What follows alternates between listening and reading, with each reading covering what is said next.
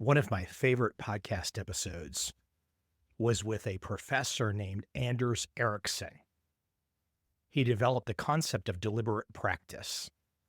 A fantastic interview. Today, a chapter from my book, Trend Following Masters, Volume 2.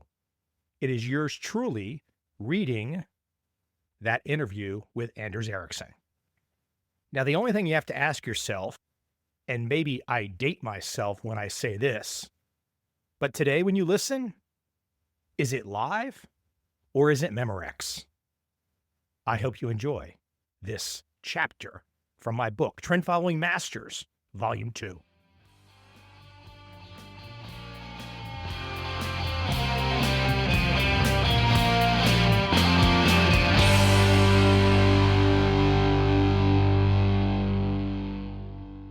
Chapter 2, K. Anders Ericsson, Deliberate Practice.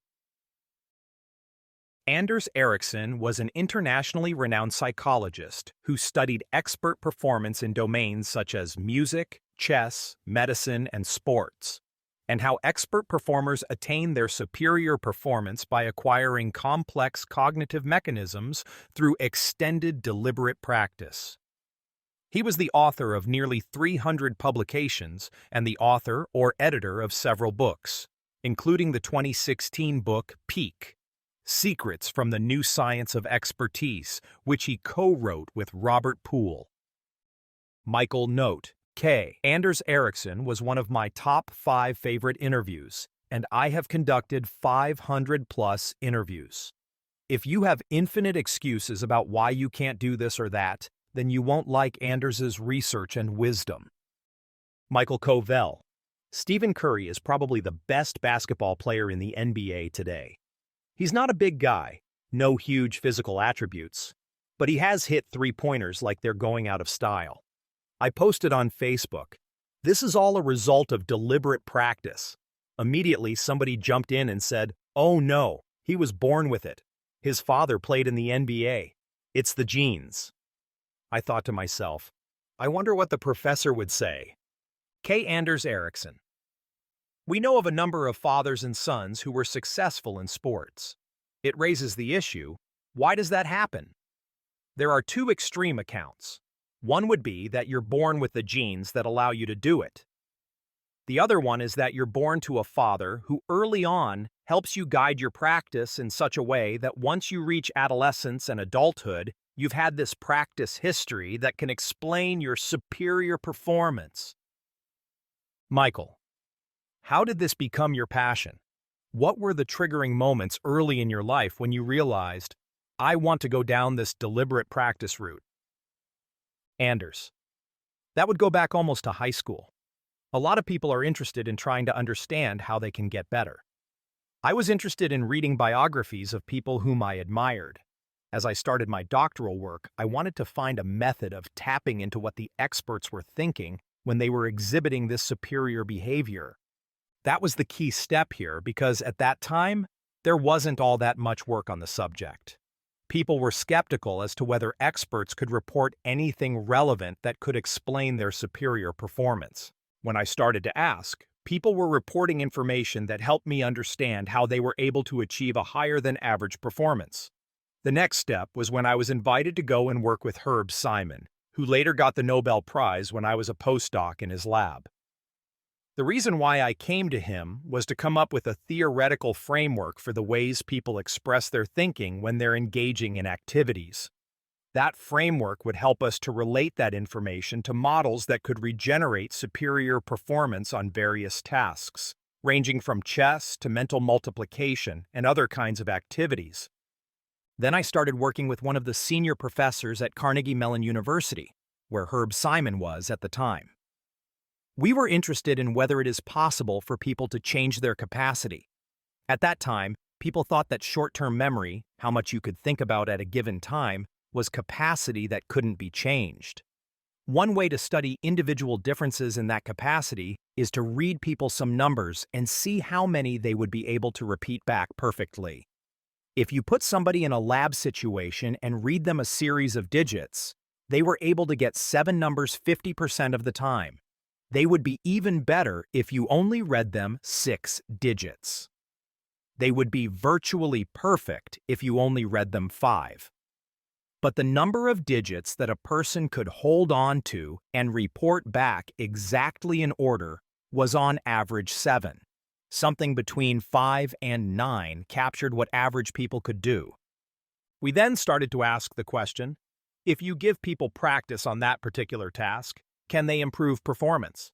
We found a volunteer who, after about 40 hours, was able to do over 20 digits. By collecting all the reports on what changes in his thinking processes were developing along with his increased ability to do this task, we got a better understanding of how people could improve their memory in this particular task. With even more training, he could recall sequences up to 80 digits.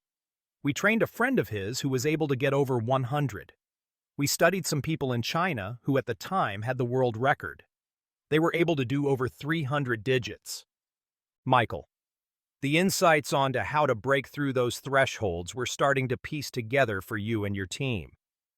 Anders, that came a couple of years later when people were starting to ask me, who cares if you can remember digits? Okay, you've shown that this performance, which seems incredible, was trainable. Because obviously, when you train an individual, the person's genes and DNA don't change through the training. I started thinking that if you can train that particular performance in that particular task, could you use training to improve performance generally, or improve it in other particular tasks, like planning chess moves or making medical diagnoses? The key insight was that you could train one specific task. This was consistent with what we found in the digits case, because if we tested the guy who could do 80 numbers, he could only do about 6 consonants. It was a domain-specific skill. He was able to improve his performance and his memory capacity, but it was limited to a particular type of material and a little bit to the characteristics of the task more generally. Michael, if we stay with the numbers memorization example, to use some of your terminology, this was not naive practice. This was purposeful practice. What is purposeful practice compared to what many of us might think of as practice? Anders, one of the keys to purposeful practice is that you get immediate feedback on your performance. Especially in a professional context, you often have to wait to know whether you were right. Doctors diagnosing a patient will obviously try to do the best they can, but they don't get feedback on whether they were accurate or not until much later, and sometimes never. In our digital memory task, we could tell the subject immediately whether he made any mistakes. That gave him a feedback loop so he could think about what he was generating. He formed meaningful associations primarily with running times to group them into 3 digits that would be a mile time. 4 minutes and 32 seconds would be a good model time for an amateur athlete. He was then able to realize when he made mistakes, and he could experiment with new ways of encoding the digits to allow him to progress and remember longer and longer sequences. Michael, to jump to another example, which I find fascinating, taxi drivers in London are a special breed. They go through intense training. They have to learn London streets inside and out, and this changes their brains physically. Anders, the taxi driver story is particularly interesting because we're talking about people who aren't special in any way. In fact, they've tested their cognitive abilities and found that they're pretty much normal people. But in order to pass the test that allows them to be cab drivers, they are given arbitrary starting points and end points. And from memory, they have to report what would be the most efficient route to take a passenger between those destinations. This is something that they've done well before we had GPS and all this electronic help. It took many years of training to pass this qualifying test, which required them to learn over 10,000 streets and all the interconnections. When Maguire and colleagues in England scanned the brains of individuals who had mastered the map, they found that they had changed. Their study showed how increased memory can influence the basic structure of the brain. There are now plenty of other examples, but Maguire's study was interesting because she analyzed and compared cab drivers to bus drivers, who are driving as much and have the same level of experience, But the bus drivers did not exhibit these brain changes associated with mastering the map of London streets. Michael. The learning of the streets by London taxi drivers is all about deliberate practice. But if one stops being a taxi driver, if one ceases to perform this particular skill, will you see a regression in the brain changes? Will the brain changes revert to the mean, so to speak? Anders. We see in a number of domains that maintaining the practice is key for maintaining high levels of performance. A lot of people will recognize that when they stop exercising, their performance after a couple of years reverts back to the normal level. That seems to be a key in all the skills that we've looked at. Without practice, you revert back to where you started if you wait long enough. Michael.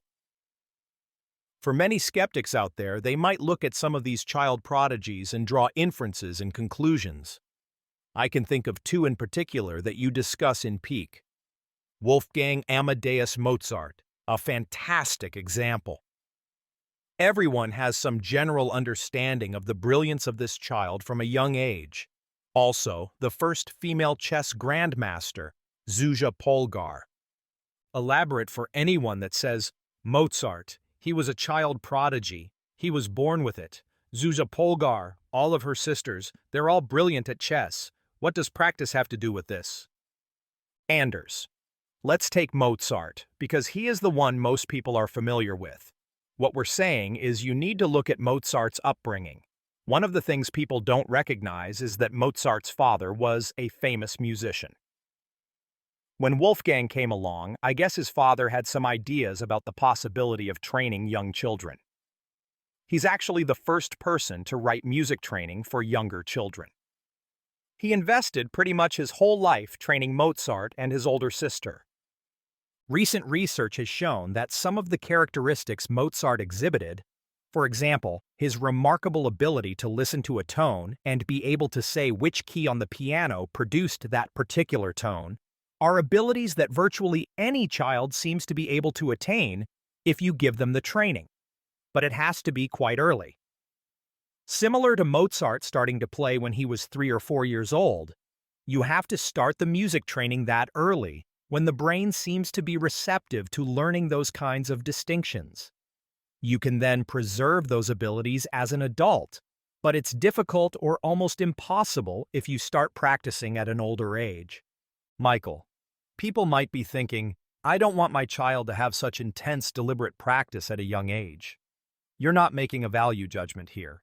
You're saying the data shows there is something to be said for this early start in childhood. Anders. I would like to clarify that it's important if you want to produce a healthy, happy adult, you make sure the training is consistent with what the child wants to do. You're simply providing the child with opportunities for training. I've had some contact with Laszlo Polgar, the father of the 3 Polgar daughters who were so successful in chess. A key idea of his is that you have to put the child in charge. You're helping them to master whatever the activity is that they select in a motivating, supportive environment. Michael. Break open the idea that nurture can win out, that it's not necessarily what you're born with. We get caught up in the idea that we're fixed. But in terms of being able to change, even if we go beyond the discussion of elite performers, average people who might want to master something later in life are not etched in stone, are they? Anders. One key that I found helpful when I talk to adults who want to acquire skills is to realize that younger prodigies might spend half an hour or so where you're training them with an explicit goal, so they have to be 100% concentrated. But if you push children to do a lot more than that until they're ready to increase their time of training, they are going to feel averse and not be willing to do it. When it comes to adults who want to run a marathon, I've heard of people who go out the first time and run for maybe 45 minutes, and then they're so sore, they never do it again. If you're going to change the body, it's got to be gradual. You need to stimulate and push for change, but you can't go so far that you're harming the body and stretching your motivation to a point where you no longer want to pursue it. Michael, in terms of making these achievements, we are constantly up against homeostasis. but breaking through boundaries is part of deliberate practice. Anders. I would say that if you're not trying to change something, you're probably not doing deliberate practice. The key idea of deliberate practice is that you're trying to do something that you can't do well. By figuring out ways to do it better, you will raise your performance to a level that you didn't have before. Michael. Chess is a fantastic example. The best chess players are not looking at all the individual pieces on the board. They're thinking in patterns. They've developed their ability to analyze based on pattern recognition. Explain the notion of chunking or mental representation using chess as an example. Anders. If you take a paragraph written in English, English speakers will read it and it will make sense. If it describes some physical situation or interaction, people will form an image in their head of that interaction. I would argue that the chessboard is a little bit the same for a skilled chess player. They can see the structure, what are the weak spots, and where likely attacks would be successful. By having chess masters think out loud when they're seeing a position and trying to pick the best move, we can learn what features they notice. The way they probe the position is to make a move in their mind and then think of what the opponent's move would be. They keep doing that maybe 4 or 5 times, or even more, in order to diagnose what would happen if they make a particular starting move. Understanding what's going on in the chess player's head raises the question, how did they get to be able to do this type of thinking? That gets to the core of what we've been studying here. How do you build up these mental representations that allow you to think through issues in your head and then decide on the best action in a given situation? Michael. We sometimes hear examples of a chess player playing against 25 people at the same time, or maybe even blindfolded. It sounds so impressive, but what's interesting is that once you get to that level where you have put in the time to develop those mental representations, it's not necessarily difficult for those particular players to play 25 people at the same time blindfolded. It's a parallel skill that comes with having already reached grandmaster level. Anders. What most people find difficult to understand is how you can play blindfolded. You have to make the chess position in your head and think about it. You can't look at any kind of perceptual configuration. That seems to be a skill that people don't practice. It comes about once you learn to plan the moves in your head. Eventually, you acquire the skills that allow you to do it without the chessboard. You can do it completely mentally. When you want to play several games, you're doing that same thing. I've heard that players try to pick different kinds of games, so as not to confuse one game with another. There's a lot of minor skills that people acquire in order to be able to play multiple games. The amazing thing is this building up of that mental representation that allows you to do things in your own mind that other people need to do perceptually by seeing the chess pieces on the board. Michael. I want to go back to the NBA basketball player Stephen Curry. When you get to this high level of achievement, it doesn't stop. It allows you to get to the next level. You can't skip steps. Anders. We don't have evidence that there's any sort of magic goal improvements, but if you monitor what the individual has been doing up to a given point, you can see the improvements in the things that they're working on. The hallmark of an expert is being able to identify things they can do differently or better. Once you've reached that high level, you're able to work on things that other people wouldn't even notice in order to increase your performance beyond your already exceptional level.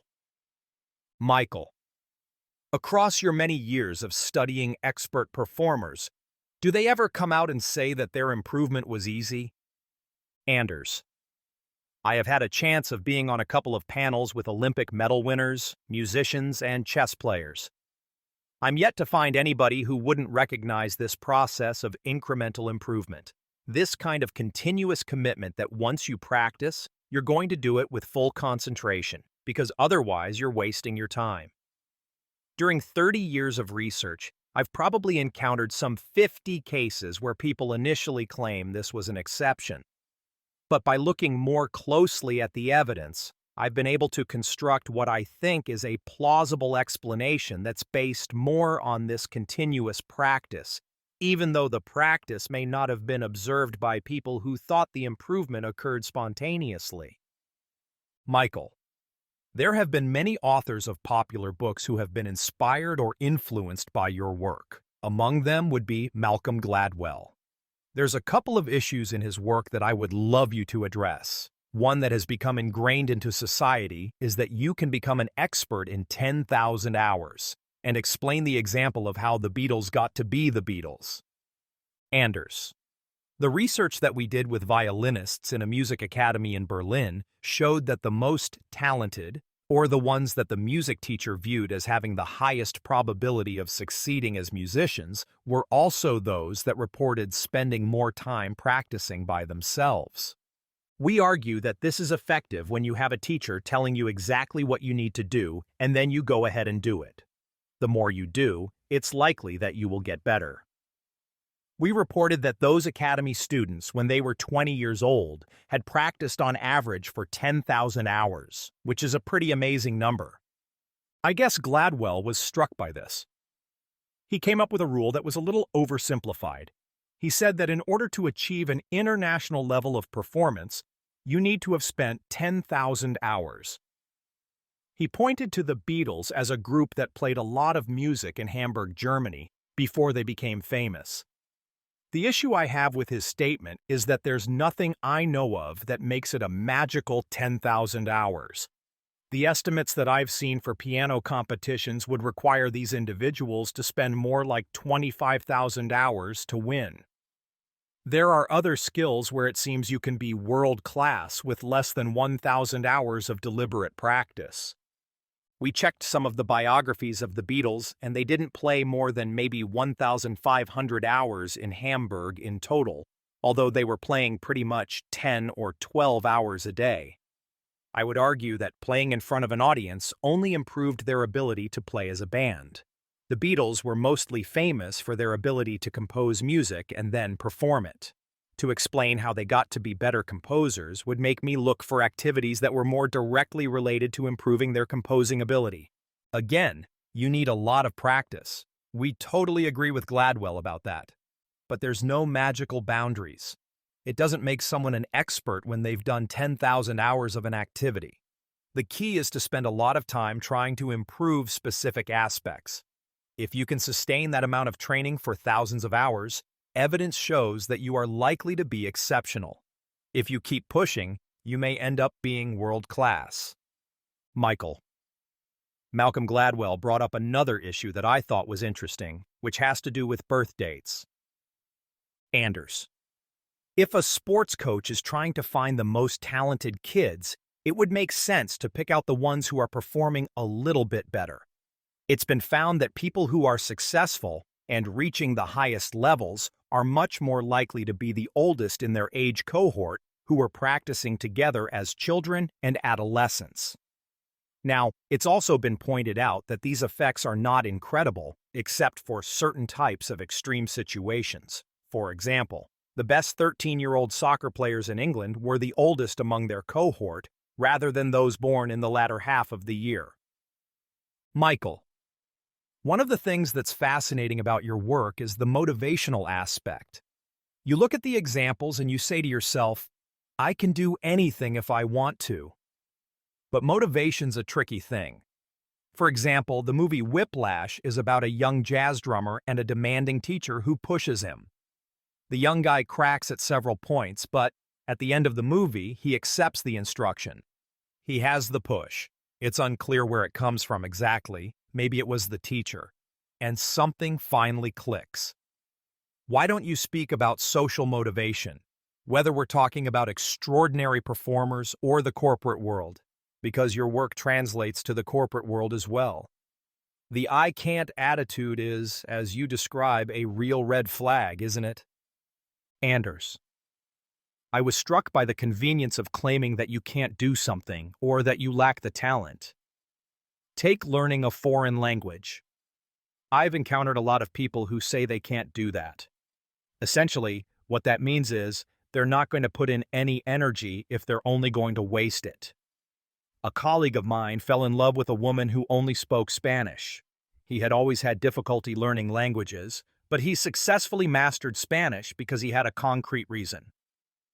Also, when you're interacting with another individual, it's a pretty good learning environment because you get immediate feedback about whether they understand you or not. It's interesting when it comes to music teachers. It's convenient to tell some students that they lack talent because they're not willing or able to make progress. It almost takes away the responsibility of the teacher to help the student find the motivation they need in order to progress. Once we identify motivation as something that teachers, especially good ones, are able to instill in their students, then it changes how we view education. Similarly, if we can convince students to find the right kind of training that will help them improve, this will give them the motivation and confidence to succeed. It is a paradox that if you don't believe you're going to get any better, it's difficult to motivate yourself to put in the practice. That belief needs to be changed before it makes sense for the teacher and the student to invest in this gradual progress. I also think that having good metrics is key, so the student can see how they're improving. By not getting the immediate feedback that is an essential component of deliberate practice, you don't have a sense that you're getting better. That may confirm your sense that it's a waste of time. Michael, I'm thinking of comedians, guys like Jerry Seinfeld, Jay Leno, Gary Shandling, who put in immense hours on stage and in small comedy clubs in their early 20s. Then 30 years later, they've become some of the biggest celebrities out there. What's interesting about comedians is they are always willing and able to talk about who came before them. In a different domain, chess grandmasters will study the games of their predecessors.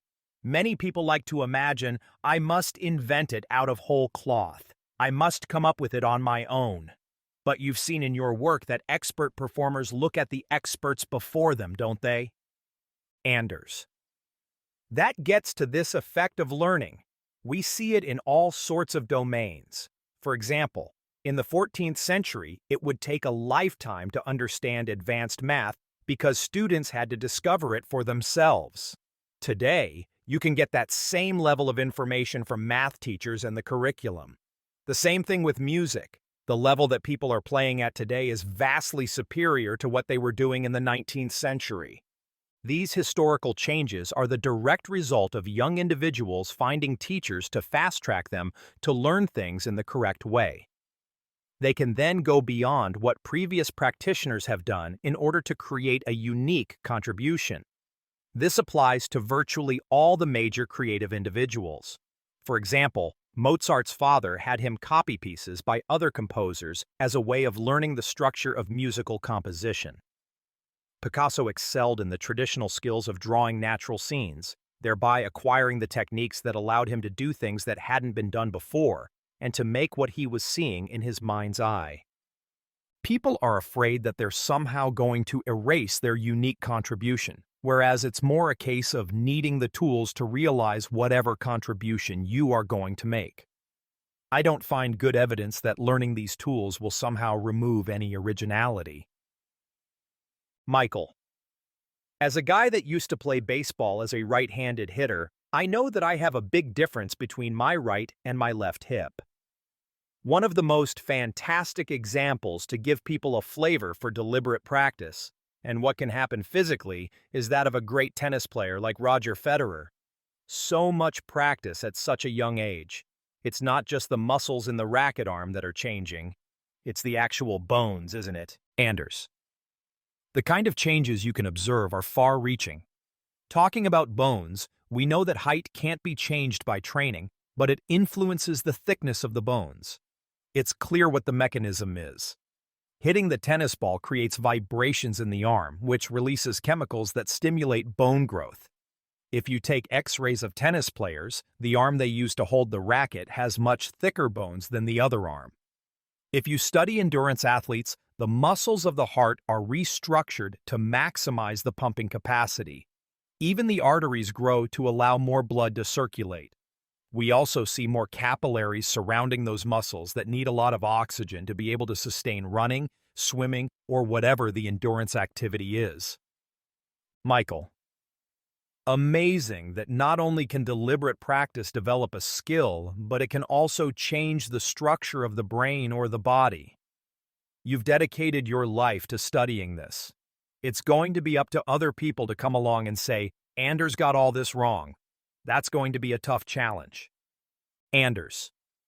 I'm doing my best to keep up with developments in genetics and other domains to monitor any relevant evidence. Interestingly, in genetics, people believed that once we were able to describe DNA, we would find differences in genes between elite athletes and other people who didn't have any obvious genetic problems. But that research has not uncovered any individual genes that would explain why some people perform so much better than others. Personally, I see interesting evidence that training history provides a much better explanation for individual differences. If we take something like the outstanding performance of Kenyan runners, the kind of training history they have, and the benefits of training at a high altitude as young children would seem to contribute to differences in performance. Michael. Many have talked about barefoot running playing a role as well. Anders. Exactly. Once you start looking at what sets apart the best runners from the less successful ones, it is the efficiency of their running, their ability to run without using up more energy and oxygen. They have been able to come up with training that allows them to maximize the effectiveness of the whole bodily system as opposed to some kind of specific thing that would be more a plausible target for a single gene. Michael.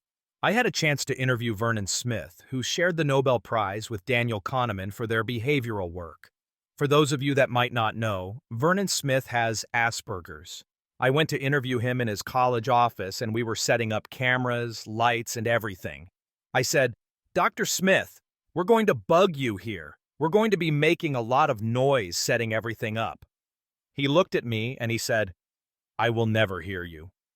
It was such an interesting comment.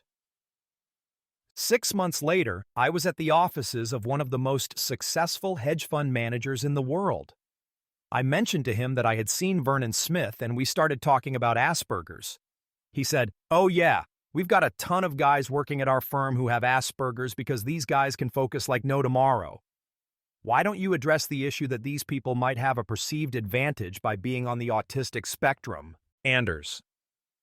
I have not personally done any research on the issue of Asperger's and these kinds of syndromes, but I've been working with numerous expert performers, and when you put them in the lab, one of the things I've noticed is how they start out being relaxed.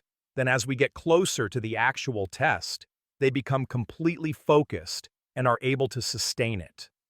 I think it would be interesting to research whether there are individual differences in how able people are to reach that state of full concentration. But to me, one of the prerequisites for being able to stretch yourself is that you focus all your attentional resources on improving whatever aspect you've chosen. When I talk to these individuals, they tell me how important it is for them to get enough sleep. In order to be able to exhibit full concentration for maybe 3 or 4 hours a day, you need to have a lot of time for relaxation and recuperation. 5 hours seems to be the upper limit for full concentration. The best data we have is on authors with no other responsibilities, who write for about 4 or 5 hours starting in the morning and use the rest of the day to recuperate, so they wake up refreshed for another 4 or 5 hours of productive writing. I've talked to surgeons and other individuals who are aware of balancing that level of full concentration with recuperation. If you want to maximize how much you're putting in and getting out, you'd like to keep on a pretty stable daily schedule. Michael. Having written books myself, the interesting aspect for me is when those moments of intense focus happen inside. When you enter that flow state, time can stand still. Maybe you don't achieve a huge volume of work, but the quality and the precision that you can find in a flow state is addictive. Anders. A lot of people refer to flow as highly enjoyable, but several people have pointed out that if you reflect on being in a flow state, you're no longer in it. It's almost like you can only recognize it afterwards. Some people have compared the flow state to being totally relaxed, where you're not trying to impose any constraints on what you're doing. I would argue that the flow state you were referring to is more like being so focused that you're no longer aware of the time that you're investing. Those are two different states. The playful enjoyment of skiing downhill and having a sense of effortlessness is a different kind of phenomenon than the one where you have that sustained focus and where time disappears. Michael, deliberate practice takes hard work and effort, but it's not something you can do with a team, is it? Anders, given that you're trying to improve some aspects of your own performance, to optimize the benefits of deliberate practice, you have to be in control of your own training. I often mention the example of playing doubles in tennis. You miss a backhand volley, then the game continues and you get another opportunity maybe 30 minutes later. You're not going to do that any better. Compare that to a training situation where you have full concentration and the resources of a coach. The coach will give you a backhand volley that's easy and you're standing up by the net. Then, as you perfect your control over this, the coach starts to place increasingly more difficult volleys. Eventually, you have to move away from the net. The endpoint is that you're rallying, and he includes a backhand volley within the rally. 1 or 2 hours of working like that with a coach is going to improve your backhand volley so much more than maybe a year or two of playing games with your friends. Michael, you've spent a lifetime studying expert performers, but your own career has also been about deliberate practice. Anyone that has a focused direction in life has a lot of experience of deliberate practice. What are some of the changes you think you've seen in yourself over your career? Anders, I would point to a couple of important events. When I started my career, like most people, I spent as much time as I could on all the various activities, ranging from teaching to doing research and all sorts of things. Then I got the opportunity to go to the Max Planck Institute. This is where we did the research on the violinists at the Music Academy. That position was a little bit different from my previous job at the University of Colorado. I didn't have any teaching, and I had a lot of free time. That was the first time I realized that I could put in more hours working hard than I could get benefit from. The sense that there was a maximum. Setting aside 3 or 4 hours to write and then doing other less demanding activities made me feel much better than trying to fill every minute with various things. You need to take control over your time and also maybe even say no to activities. You can ensure your schedule is aligned with your priorities in terms of what you want to put in your best hours on. A lot of people I've talked to since then have found that to be a useful idea. When it comes to issues related to doing science, I would argue that deliberate practice, at least in a generalized way, corresponds to seeking out people who disagree with you. I've found that some people in research don't like to be criticized. They get annoyed. I've tried to establish dialogues with people who have different views. I've found that instead of doing things I've always done and talking to people who agree with me, trying to convince people who don't agree with me often generates a lot of references to new stuff that I didn't know about. By understanding their views, I can do a better job of describing what I think is compelling evidence. When you submit a manuscript, you get reviews, and it got to the point that I could anticipate what the reviewers were going to say. It gave me a sense of self-confidence to feel as if I knew what they were going to be concerned about. Sometimes you can disagree about how compelling certain evidence is, but at least if you understand where other people are coming from, you're more likely to be successful than if you don't understand what makes them upset. Michael, you talk about Jamarcus Russell, who was a phenomenal quarterback at Louisiana State University. He left college as a junior. He was the first pick in the draft, but he flamed out and didn't make it. Then you look at a guy like Tom Brady with the New England Patriots. He was pick 199. Professional sports is big business, but it seems some teams have not yet figured out how to project who is going to put in the deliberate practice. Anders, my view is that the best football players are also the ones that have a deeper understanding of the game. I had a chance to talk to several of the Eagles players and coaches, and they recommended some players that they felt were standing out. I was compelled by hearing their history of how, from early on, they were able to figure out what other people on their team and the opposing team were doing. They started out having a refined grasp of what was going on in the game. That gave them the ability to assess what they needed to do to be able to behave in the most effective way. It's so commercialized in the NFL that it's hard for a coach with responsibility for a whole team to find the time and the resources to help individual players. Some people might say, by the time you get to NFL, you should have learned these things already. Maybe college or high school might be a better place to introduce these ideas. Maybe you would find people who are even more motivated to develop more effectively. Michael, I would have loved for someone to have told me these insights when I was a serious baseball player at the age of 15, because you get caught up in other things. You practice hard and you get to a certain level, but then you plateau. You don't necessarily know you're plateauing, but if you had the insight of deliberate practice and the motivation, you could see that plateau more clearly and then perhaps push through it. It's a fantastic way to think for young athletes in particular. Anders. The part I like is that as you get better in your understanding of yourself and the game environment, every game becomes more interesting because you have a more refined way of analyzing it. Then once you have the experience, you can go back and identify things you can improve. It's almost like you're reaching over a peak and you can see beyond to things that you weren't able to conceive of previously. That psychological richness comes closely with this idea of representations and your ability to evaluate your own performance. Then you can use that to direct your own training and see how you're getting better. When I talk to some athletes, they're just doing what they're doing. They're not able to appreciate what's possible. That appreciation might make it much more interesting for them, and thereby enhance all sorts of things related to the activity they're involved in. Michael. Clearly the work that you've put together is not age-dependent.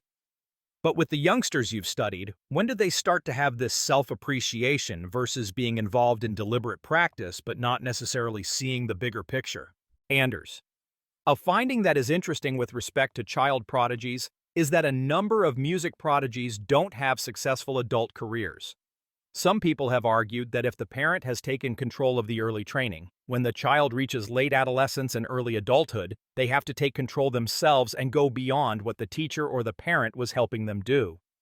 The idea of allowing the child to be, as Laszlo Polgar said, a co-author in the process of developing their own performance is critical. The more you can listen to the child and make sure they are understanding and always building up these representations that allow them to take over more and more, that generates self-confidence. But it's also critical that to keep moving ahead, you need to have mastered and internalized all the things that you're required to do. Michael.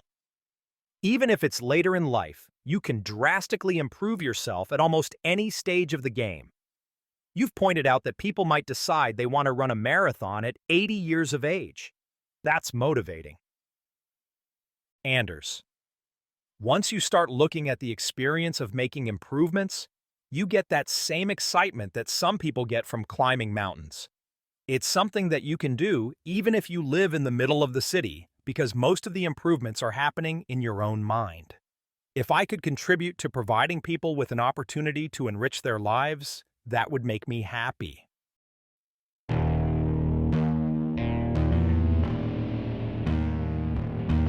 I see a time when those awake will understand how to make money in up, down, and surprise markets.